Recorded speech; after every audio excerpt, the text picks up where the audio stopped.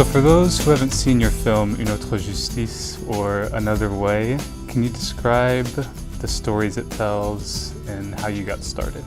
So we started because we were working for another film together for a French director, and the film was called Human, and we did interviews all around the world about universal issues, about life in general. And for this project with Isabelle, we went to Florida to do some interviews around justice issue, and we went in different prisons all around Florida, and this is where we met Leonard and Agnes, who are in our film. And when we met them, we thought they were incredible, and the story was incredible, and we decided to do a whole documentary about them. And then it leads us to other stories similar to theirs. And because we discover restorative justice through Agnes. We didn't know this concept. In France, it's just beginning, but at this time, we've never heard about it. And so we started to understand that this was really interesting to try to find a solution to allow the prisoners to take accountability of their actions. So if they can be released of the prison, they can really change, and it can be a real change for the society. And then we understood quickly that it will be difficult to make a lot of interviews of Leonard, who is still in prison and who is there for life. So we started to look if there were other stories related to restorative justice, and we've heard about the story of Conor McBride and the McBride and Grosmare's families, and this approach of restorative justice was different of the one who are experiencing Agnes and Leonard. So we decided to talk about it, and the McBrides told us about another story who was also in Florida of restorative justice with a prisoner who could go out of the prison even when he was still inside the prison to make some conversation, some discussions about driving under influences, because he was convicted because he killed 2 young girls while he was driving drunk. And so this was also another approach of restorative justice, which was interesting. So the documentary is about these 3 stories and about how restorative justice can change things in the way we see justice. What is it exactly about these 3 different stories, Agnes and Leonard in particular, because they really take the center focus of the film? What is it about them that inspired you to make the film? well, that's what we say all the time. The first person we met was Agnes, and it was during all the interviews we were doing for this other film about justice. And we were in Florida, and we were going all around the prisons, different prisons, and also talking with families of victims, families of offenders. And it was really depressing. It was very hard, and we heard all kind of horrible stories. And after 10 days of hearing stories like that, we were really depressed and really traumatized and scared in a way, because we keep hearing horrible things. And suddenly we meet Agnes, who explains her story about what happened to her, and she was like a light in the middle of all this, and she was saying, there is another way, and of course it's not easy, of course what happened to me is horrible, of course all that, but she was fighting to do something else, and this something else for us was like, oh, yes, you know, and yes, there is this other way, and this is why, this is what inspired us. It's really Agnes and her strength and everything. And then we met Leonard the next day, and we understood that Leonard, with Agnes, both of them was really something special, and both of them are very, very bright people, and they have really an intense conversation.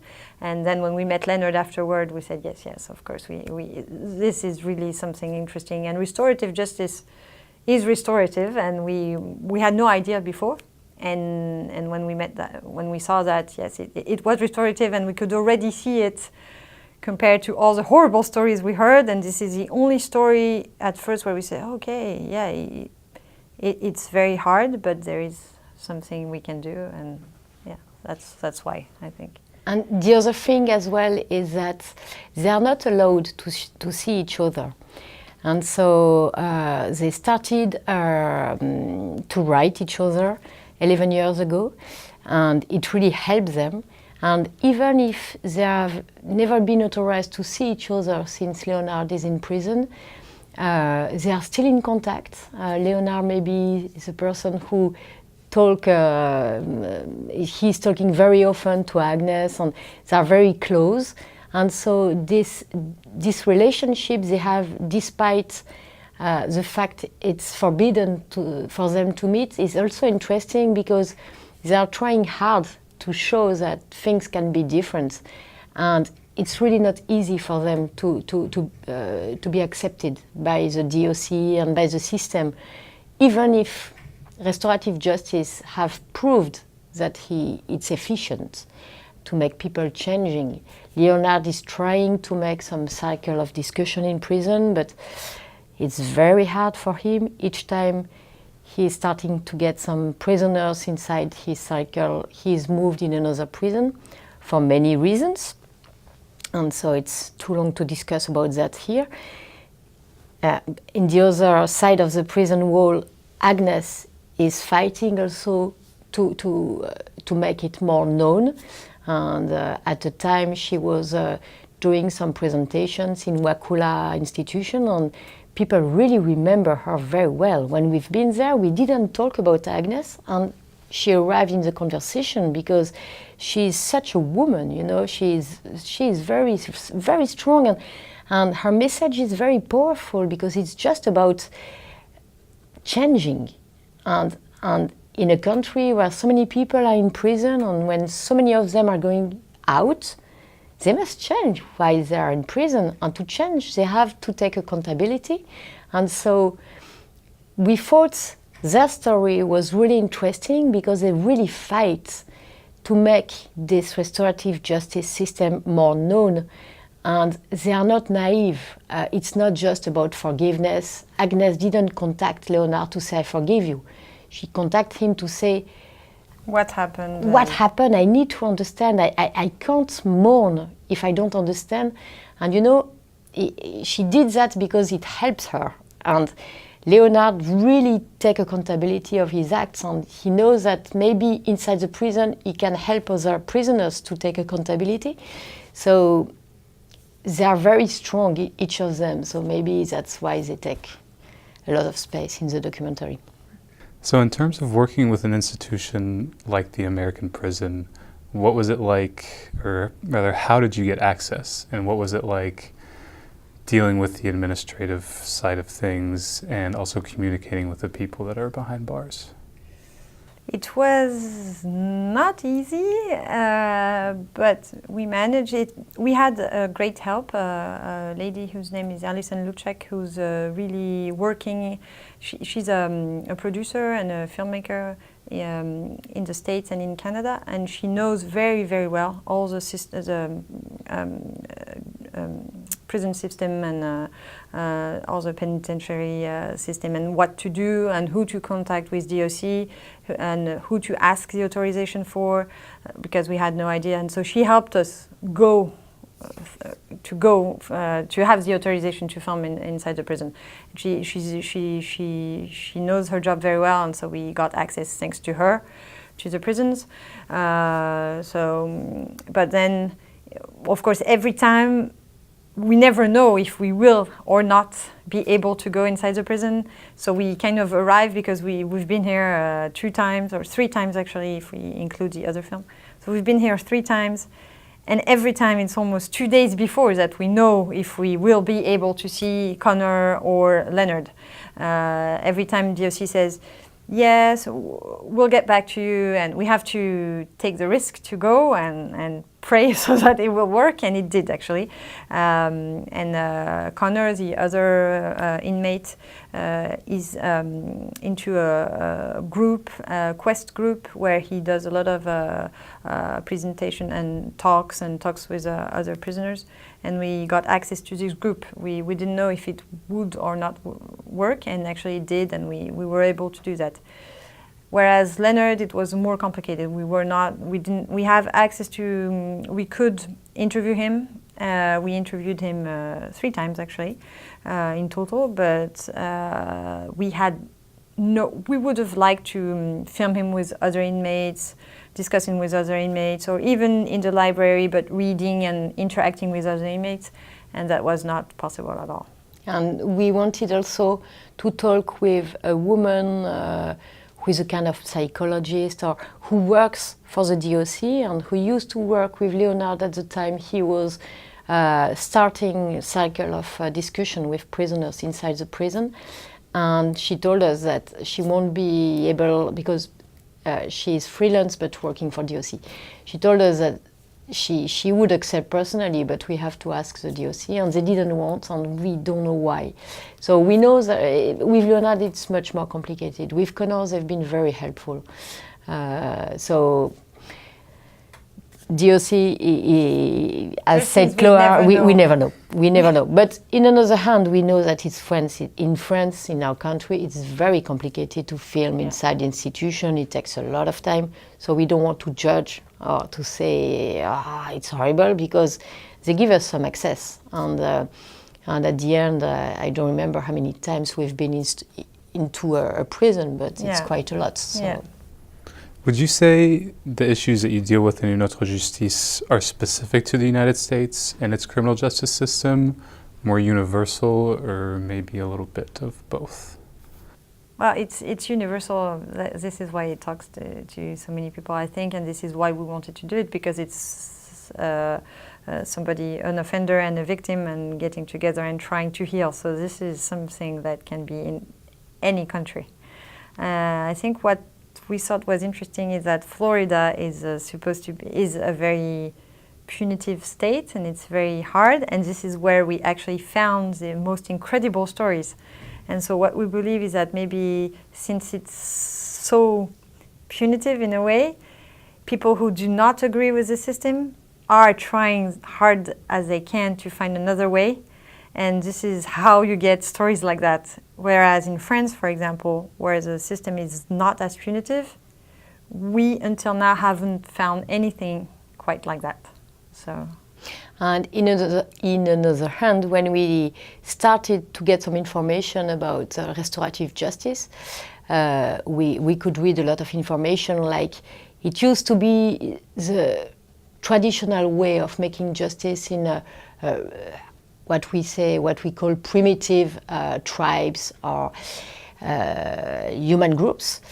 And then, as a formal law system, countries like Canada and New Zealand are really using it for a long time, and it works. It's very efficient. So now we hope that even in France it will be more useful, because it will be more applied, because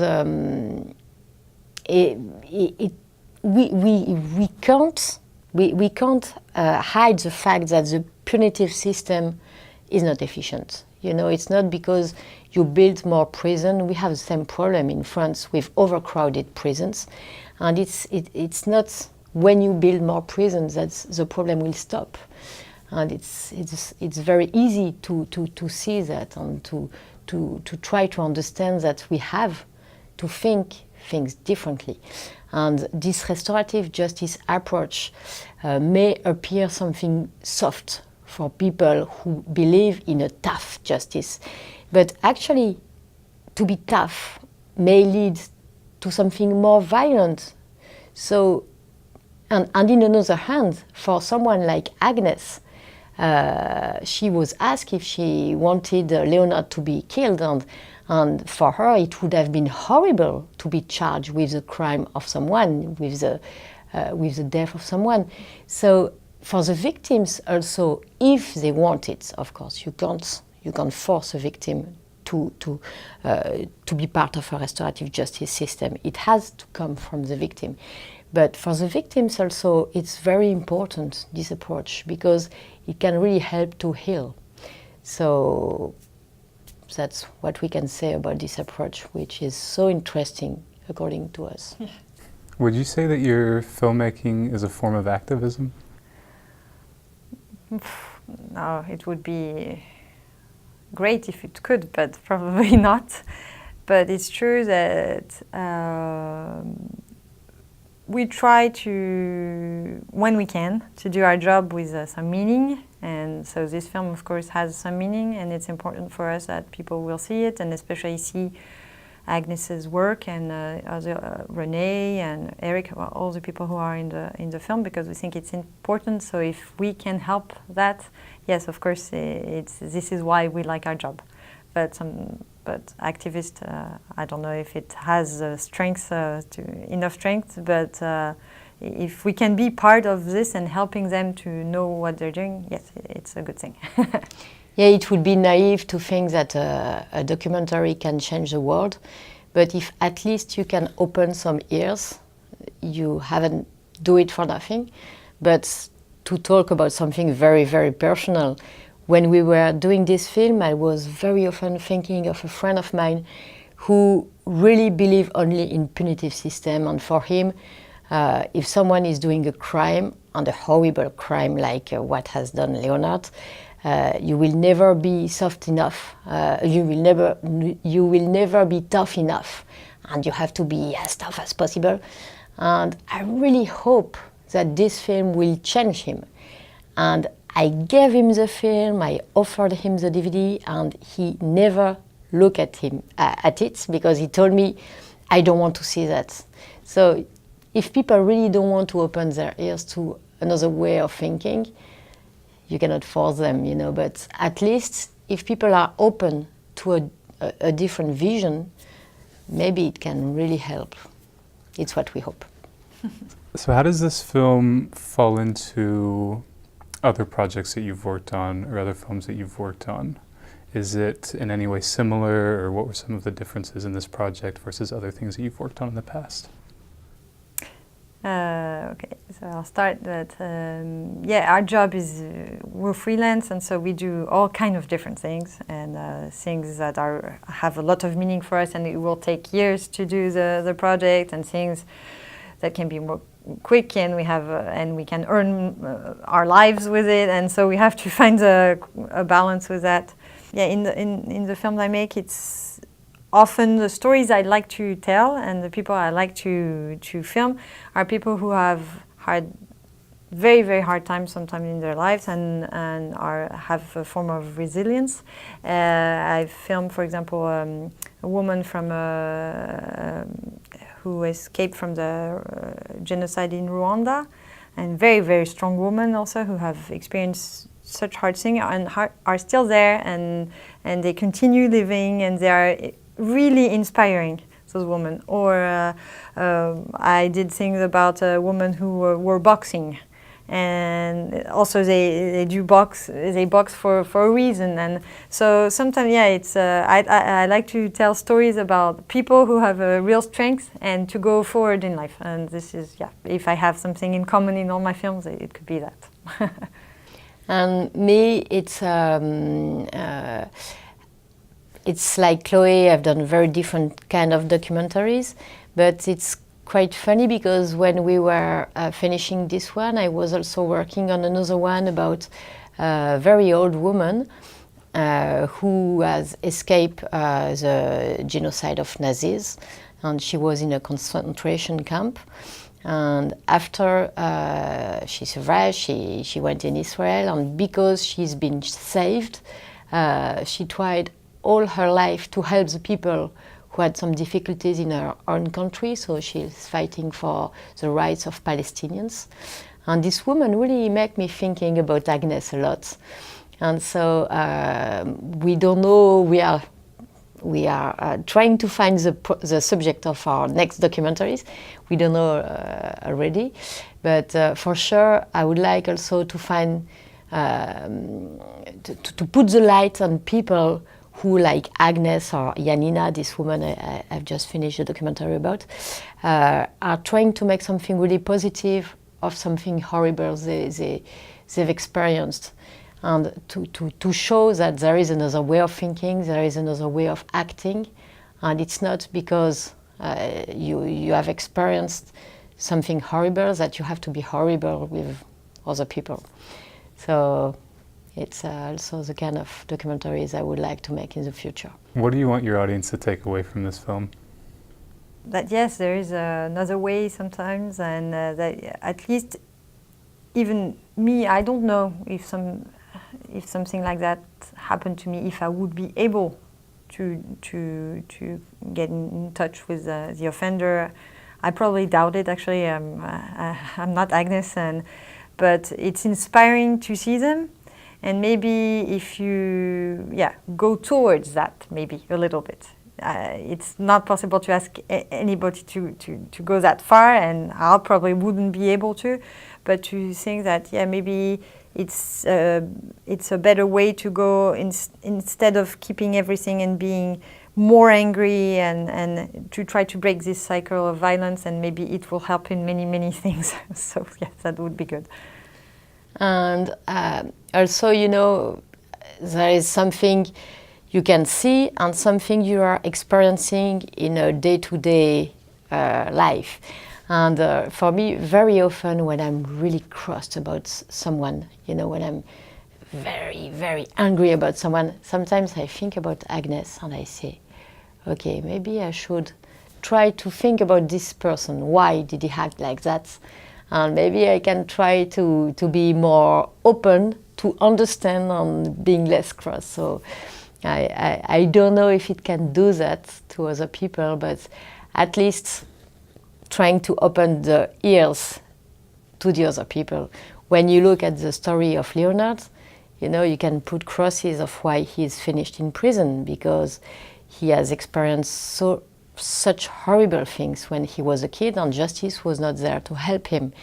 That doesn't make him, that doesn't explain that it's normal he did what he did, but that allow you to understand what leads him to do what he did. And that's why Agnes decided to have this conversation. And when we've met Leonard the first time, I think one of the reasons that we decided to make this movie is to see this very tough guy who was a very violent prisoner, and who was acting like a criminal because he was there for a double crime and the crime of a kid.